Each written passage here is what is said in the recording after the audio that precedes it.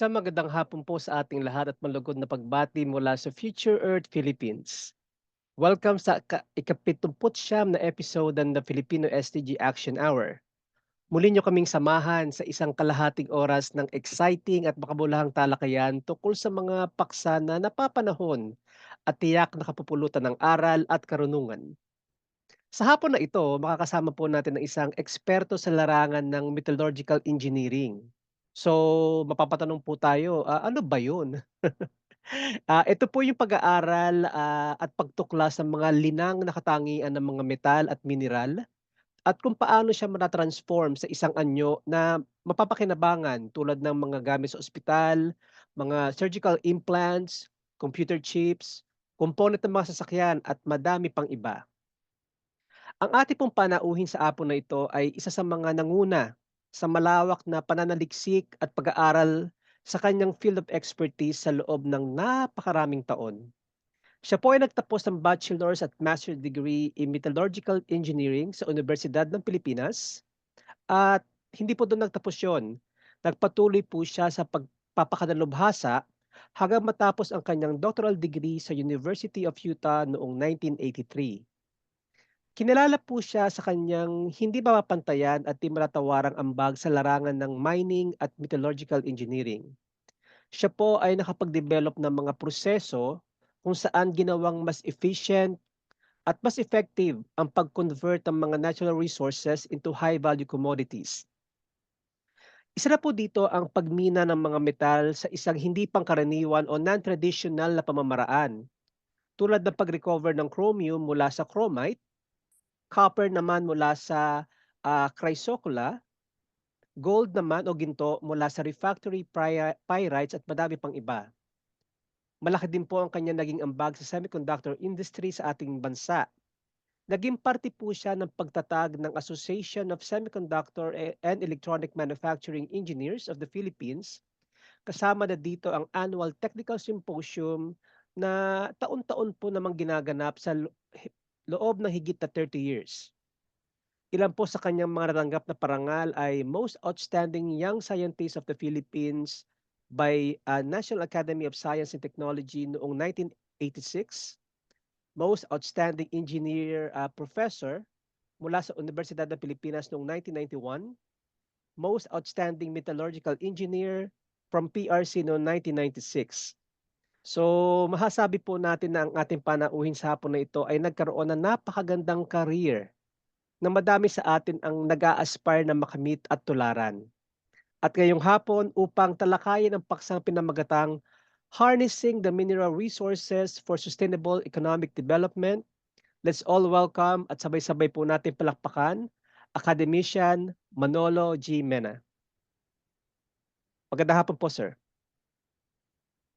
Magandang hapon at salamat sa magandang pagpapakilala. Magandang hapon po sa lahat. So today, I am going to talk about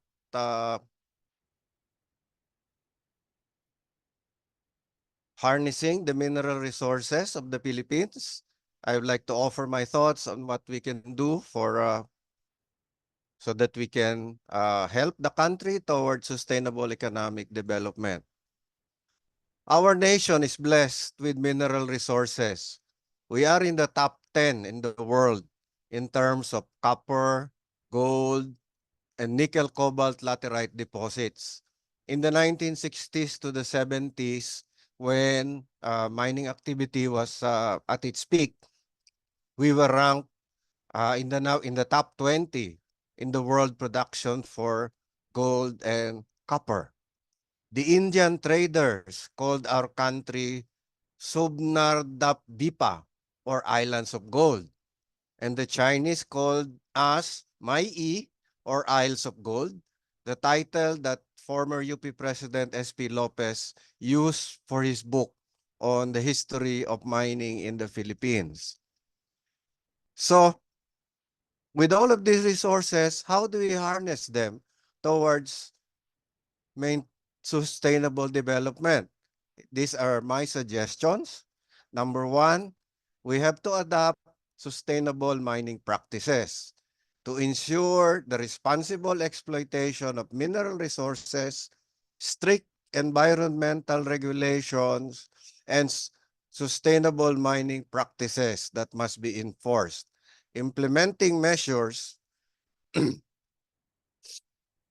such as proper waste disposal, management, land rehabilitation, reforestation will mitigate the ecological impact of mining activities. Alam po natin na pagka pumasok na ang mining ay nagkakaroon talaga ng pagbabago sa ating kapaligiran.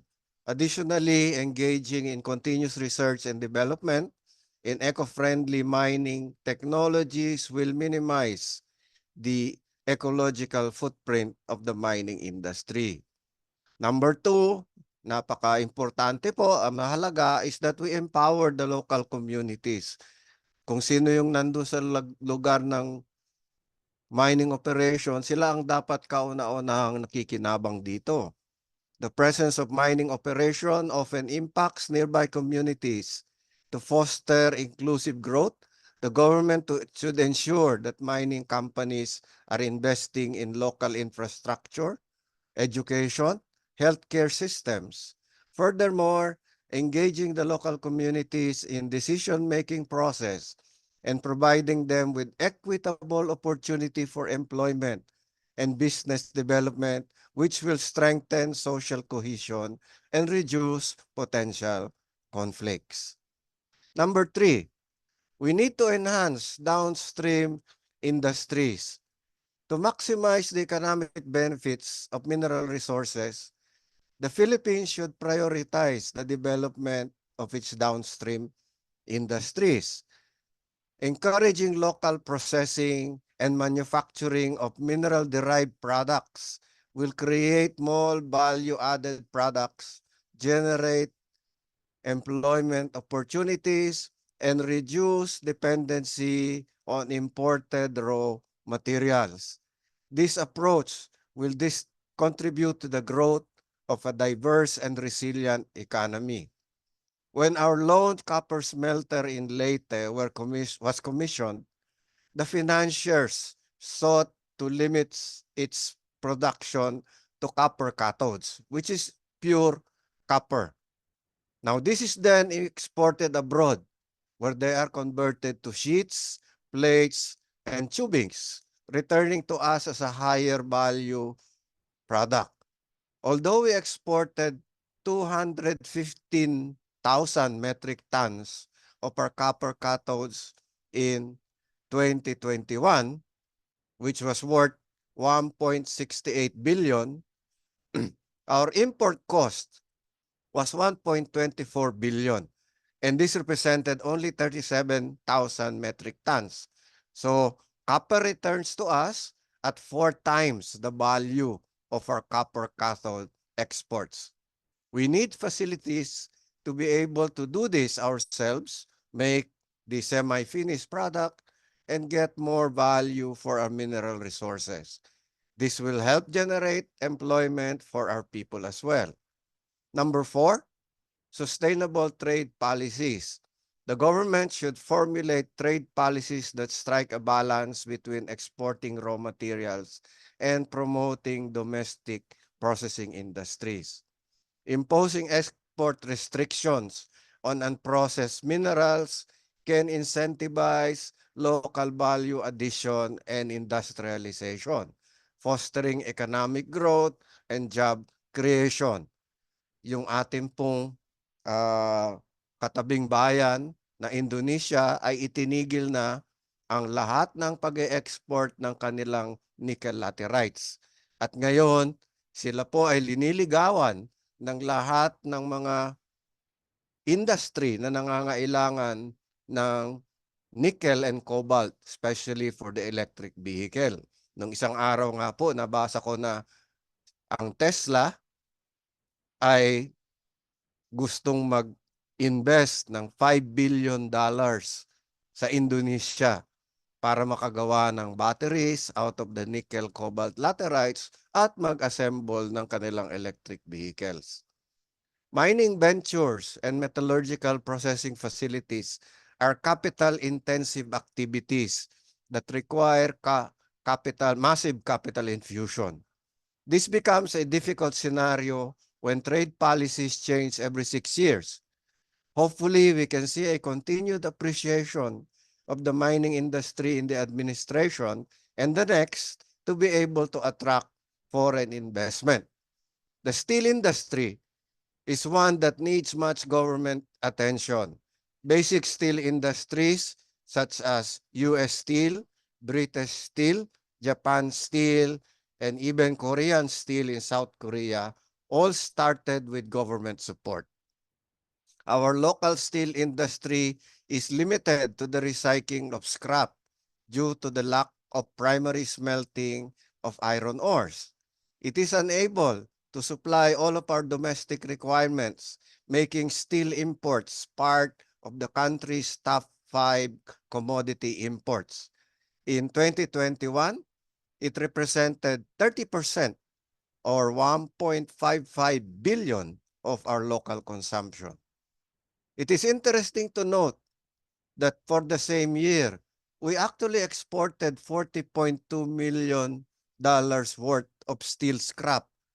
So hindi na natin nasusupport yung ating requirement, nag-i-import tayo ng additional, and yet ina-export natin yung iba nating steel scrap. Now, is steel scrap export something that the government needs to restrict in order to support the local steel industry and also reduce importation? 5, infrastructure development. Investments in infrastructure are essential for efficient extraction and transportation. Developing transport networks such as roads, railways, ports will facilitate the movement of minerals from mining areas to processing facilities and export hubs, reducing logistical costs and boosting trade efficiency. 6, encouraging research and development in the mining sector will lead to technological advancements, improved exploration techniques, and better mineral extraction methods. Public, private, and government partnership in research will strengthen innovation and enhance the sector's competitiveness on a global scale. Green mining will require research and development. So at this point in time, let me highlight some of the work that we are doing at the UP Department of Mining, Materials, and Metallurgical Engineering.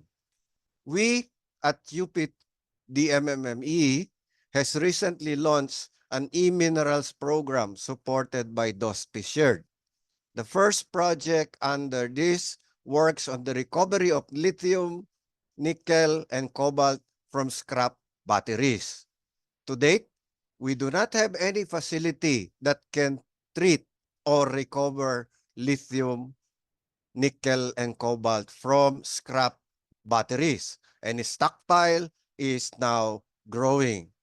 Project 1, headed by Dr. Rinley Booth Cervera, our own young scientist, is able to recover 90% of the lithium, nickel, and cobalt from the scrap batteries.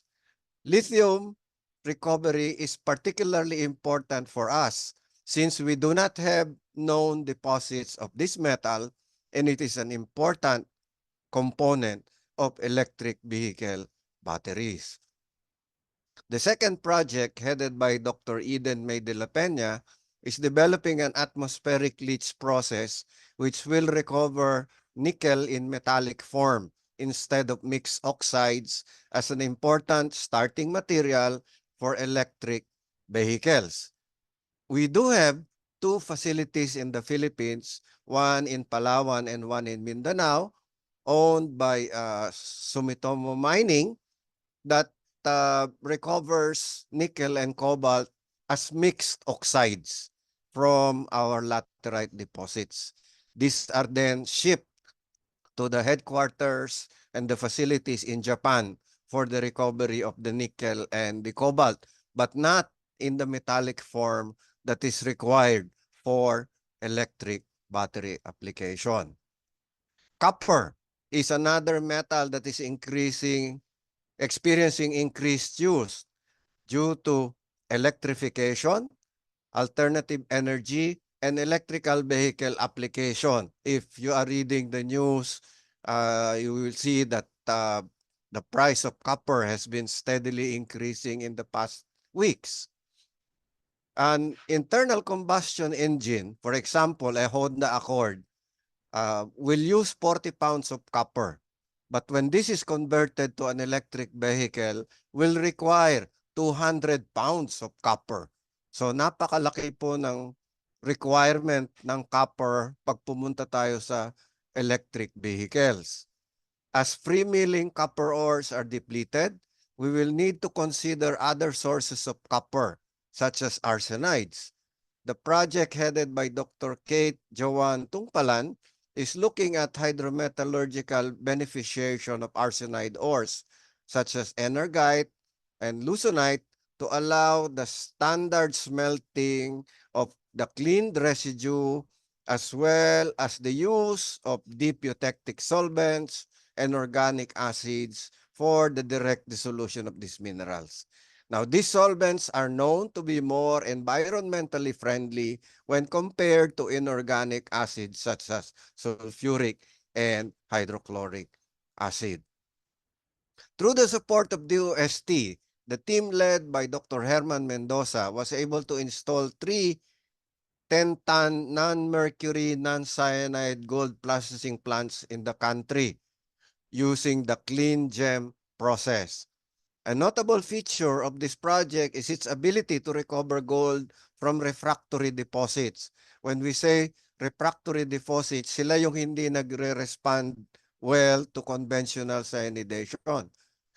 Now, hypochlorite, which is used in the Clean Gem process, can decompose the pyrite, encasing the gold. We have proven the viability of this process even on high molybdenite ores and concentrates that are currently being processed using proprietary organic additives in Nueva Ecija. Number 7, a transparent and accountable government framework is paramount to ensure the benefits of mineral extraction reach the entire nation. Implementing effective monitoring, reporting, and auditing mechanisms will curb corruption, prevent illegal mining activities, and guarantee fair distribution of mining revenues. The move towards a one-stop shop for processing of all licenses is one in the positive direction. Expediting approvals is another way to show that facilitation fees are not a requirement and not tolerated for expeditious government support. Number 8, collaboration with other countries and international organizations can offer sharing opportunities, technological advancement, and sustainable mining practices. Recently, CSIRO of Australia, siya po yung equivalent ng Bureau of Mines natin sa Pilipinas, has been espousing the use of thiosulfate as an environmentally safe drop-in alternative to cyanide extraction of gold. Walang babaguhin. Tatanggalin lang yung cyanide at papalitan ng thiosulfate. We could leverage such technology even for small-scale mining operation through the collaboration between our Bureau of Mines and CSIRO.